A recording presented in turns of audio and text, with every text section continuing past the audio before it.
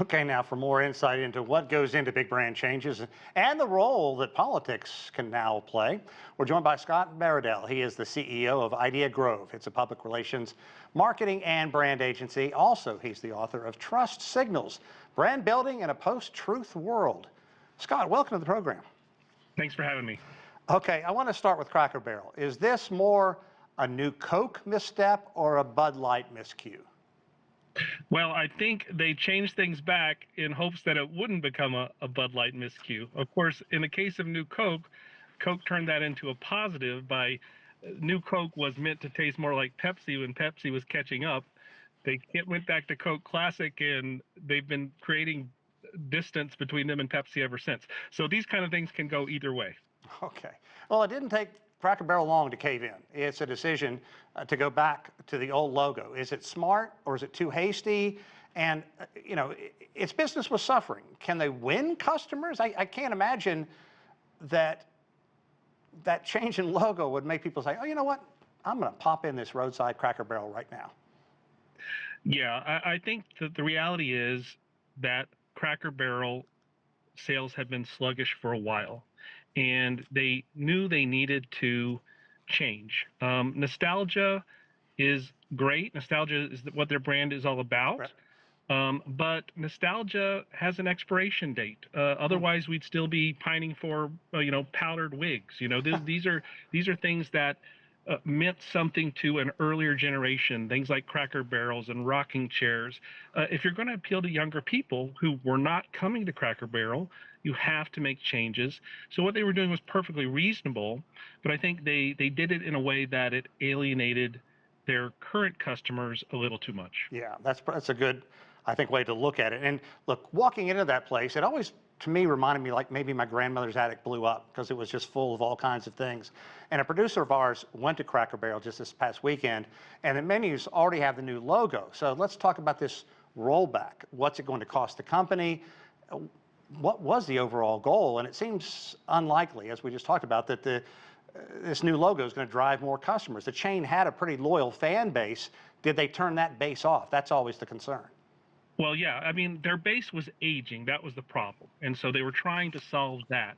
But if you have a declining, aging fan, customer base, and then you turn them off, it's that much worse. So their sales have definitely been down. As to your question about, the new logos already being on menus, look, this whole rebrand, and you mentioned the clutter of it. Cracker Barrel's brand has been cluttered restaurants. The logo itself was cluttered. This was all an effort to declutter and clean things up. The whole thing is $700 million as a project, and it costs many millions more to try to reverse things after this has been done. Wow. It took New Coke a while to dig out of that mess. And Cracker Barrel is fighting an uphill battle. And whether it be a Cracker Barrel, American Eagle, or Swatch, sometimes you have to look at these marketing decisions and wonder, how could they not expect people to react negatively to some of these ads? How much of these decisions are true blunders versus calculated decisions to get people talking about the brand again? I think you could certainly argue that American Eagle knew that it was going to stir up something with Sydney Sweeney. Even just the idea of doing an ad campaign around a pretty girl in jeans is controversial. So they knew they were going to do that. But I think in a lot of cases, Bud Light is an example where I think it was just a misstep because they hadn't done their research. And in many cases, brands, even very big brands, don't do the kind of market research that you need to do these days to make sure you're not going to alienate people. Yeah, and Scott, when politics weighs in, man, it really gets elevated to another level. And we saw this with Trump weighing in on Cracker Barrel. And when he says something, it's like throwing raw meat to a lion, the way his fanatical base can react. Yeah, absolutely. I mean, you had Donald Trump Jr. and then Donald Trump involved in this. He has learned what's red meat to his political base, and he loves to be part of these culture wars. And when he does that, it amplifies them to the nth degree. And so I think that's a big reason why Cracker Barrel changed course so quickly. Right. Of course, it's one of those things like with Target. Target did this when there was all the Pride where that was very prominent in its stores. Conservatives protested against that. Then it moved it out or to the back of the stores, and then people on the left were upset. So Cracker Barrel's in danger of doing the same thing, where you just do something, you change your mind, and then you end up ticking everybody off. Okay, I want to ask you one final question about AI. We've heard a bit about it.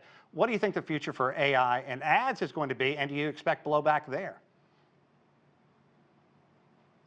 Well, we're already seeing blowback happening with Vogue and others who've used it, and you've seen blowback in Hollywood, where even things like using AI to perfect a Hungarian accent